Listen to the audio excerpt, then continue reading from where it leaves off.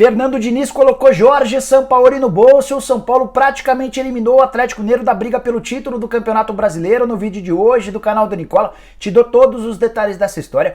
Quero falar sobre a vitória maiúscula do Santos 4-1 em cima do Grêmio e a classificação do Peixe para semifinais da principal competição na América do Sul. Tem também detalhes sobre o projeto orçamentário do Palmeiras para 2021, metas bastante cautelosas.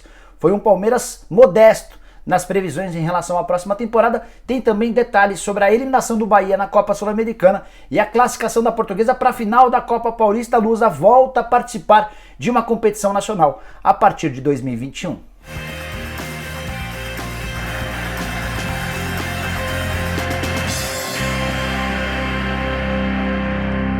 Fala aí pessoal, sou o Jorge Nicola, bem-vindos a mais um vídeo do canal, bem legal ter vocês por aqui. Antes de passar todas as informações importantes que eu prometi agora há pouco, queria pedir para você deixar um like no vídeo e se inscrever no canal do Nicola. Para se inscrever é só apertar esse botãozinho vermelho de inscreva-se, não custa nada e você dá uma bela contribuição ao canal do Nicola. Bora começar o vídeo com uma excelente notícia. A Portuguesa está de volta a uma competição nacional a partir de 2021. Isso porque nessa quarta-feira fez 3-0 no São Bernardo na semifinal da Copa Paulista, garantindo vaga na grande decisão. Como a Copa Paulista dá ao campeão e ao vice o direito de escolher entre a Série D do Campeonato Brasileiro ou a Copa do Brasil, a Portuguesa, ainda que perca para o Marília na final, terá uma competição nacional para disputar em 2021, algo que não acontecia desde 2017. Na temporada de 2017, a Lusa jogou a Série D, não conseguiu acesso e desde então não conseguiu mais classificação para a quarta e última divisão nacional. Os 3 gols da vitória da Portuguesa contra o São Bernardo foram marcados por Maiquinho, Adilson Bahia e Giovani. Portuguesa que já havia empatado com o São Bernardo na partida de ida no ABC Paulista, placar agregado de 4-1 e agora se torna favorita no confronto contra o Marília. Só para explicar que o campeão da Copa Paulista escolhe se vai jogar a Série D do Brasileiro ou então a Copa do Brasil. A tendência em caso de título é que a Portuguesa fique com a Série D do Campeonato Brasileiro para poder jogar e ter um calendário nacional sonhando em voltar à primeira divisão nacional. Bora falar agora sobre o Bahia com mais uma má notícia para o tricolor: derrota e eliminação para o Defensa e Justiça nas quartas de final da Copa Sul-Americana, derrota por 1-0 na Argentina. Na partida de ida na semana passada o Bahia já havia perdido por 3-2, ou seja, no placar agregado 4-2 para os argentinos. Importante e triste informação: os brasileiros e os argentinos já se encontraram 9 vezes em competições sul-americanas nessa temporada, Libertadores e a Copa Sul-Americana. São 8 eliminações brasileiras e apenas uma vez que os brasileiros passaram pelos argentinos, um verdadeiro massacre dos hermanos, mesmo levando em consideração que a economia dos caras está absolutamente sucateada, os times com enormes dificuldades financeiras e a gente vivendo esse vexame contra os argentinos, eliminações de gente grande. O Flamengo, por exemplo, caiu para o Racing, o São Paulo foi eliminado pelo Lanús, só para citar alguns casos. Voltando à questão do Bahia.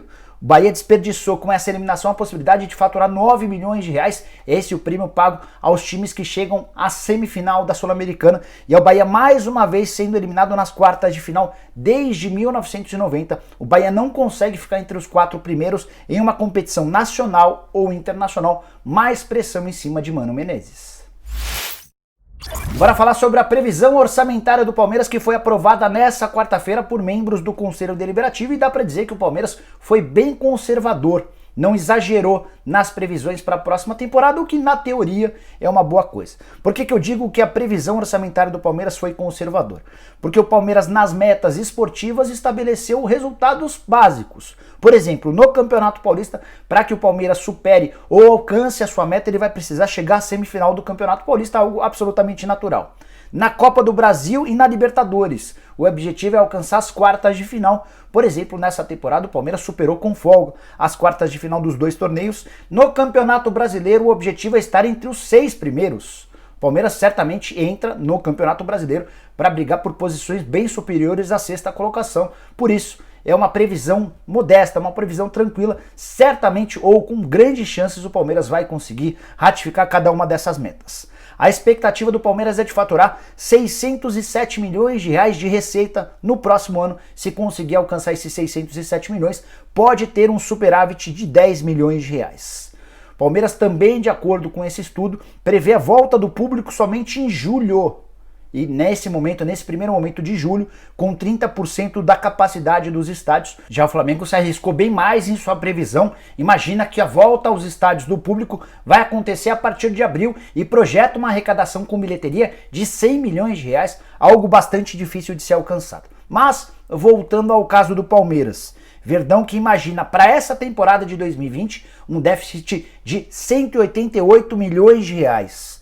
Até novembro já era um prejuízo de 135 milhões de reais e o Palmeiras também projeta para esse último mês do ano uma possibilidade de perda de até 50 milhões de reais numa ação da justiça movida pelo Antenor Angeloni, que foi o fiador da contratação do Wesley. Lembra lá atrás, quando o Palmeiras criou um crowdfunding para juntar dinheiro para a compra do Wesley? Esse crowdfunding foi um verdadeiro fracasso. Crowdfunding é a mesma coisa que uma vaquinha virtual. Não deu certo. O Palmeiras recorreu a esse empresário que colocou o dinheiro. O problema é que o Palmeiras nunca devolveu essa grana. Ele foi à justiça e o Palmeiras já imagina que vai ter de pagar 50 milhões de reais, até por isso esse déficit bem alto de 188 milhões de reais na atual temporada. Certamente com as classificações para a semifinal da Libertadores da América e a perspectiva de ir longe também na Copa do Brasil, o Palmeiras enfrenta o América na semifinal. A tendência é que o Palmeiras em 2021, quando essas competições vão ser finalizadas, o Palmeiras tem um ano bastante bacana no ponto de vista financeiro.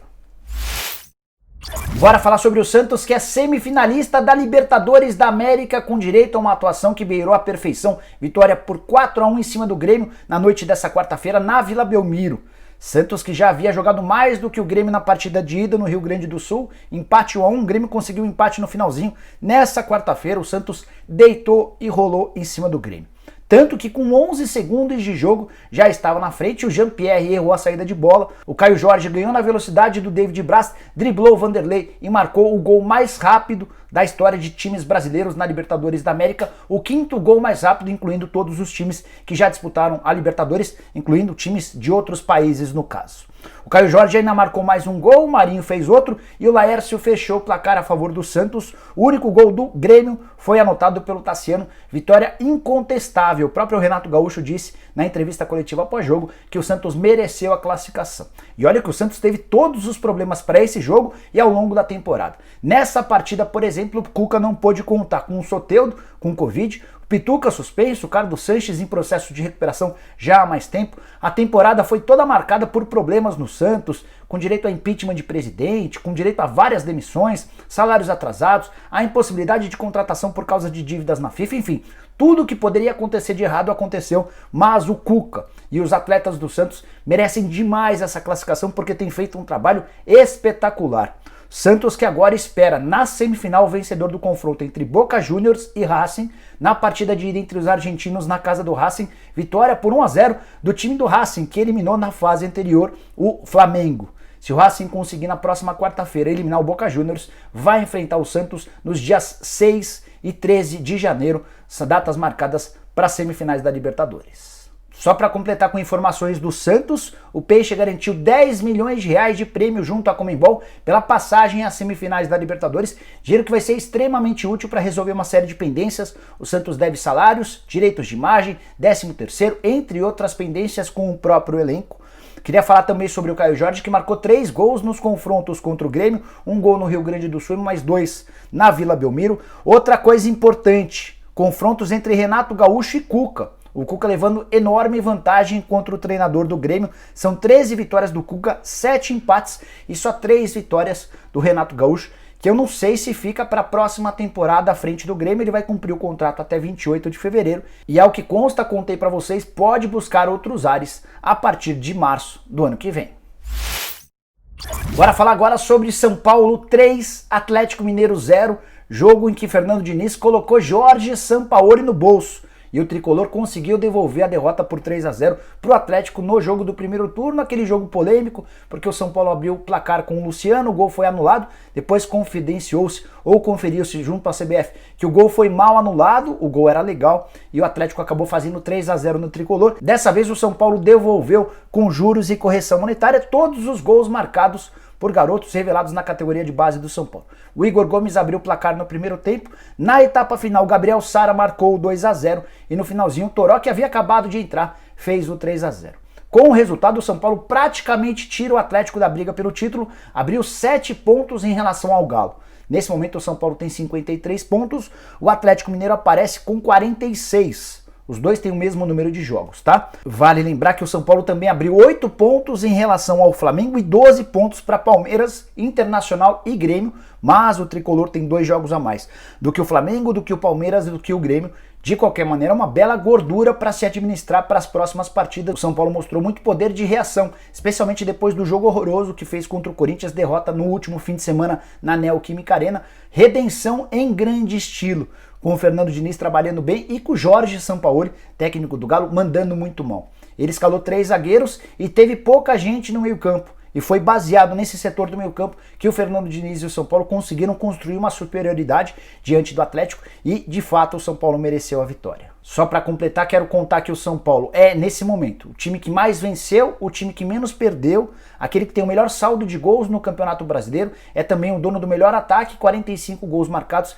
e a segunda defesa menos vazada, com 21 gols sofridos. Nos últimos 10 jogos, o São Paulo empatou com o Vasco, perdeu do Corinthians e ganhou de Atlético Mineiro, Botafogo, Goiás, Bahia, Flamengo, Fortaleza, Flamengo de novo e Goiás. Momento muito, mas muito interessante do São Paulo, que disputa ainda nesse ano as semifinais da Copa do Brasil contra o Grêmio, partidas marcadas para 23 e 30 de dezembro, ou seja, nas 2 próximas quartas-feiras.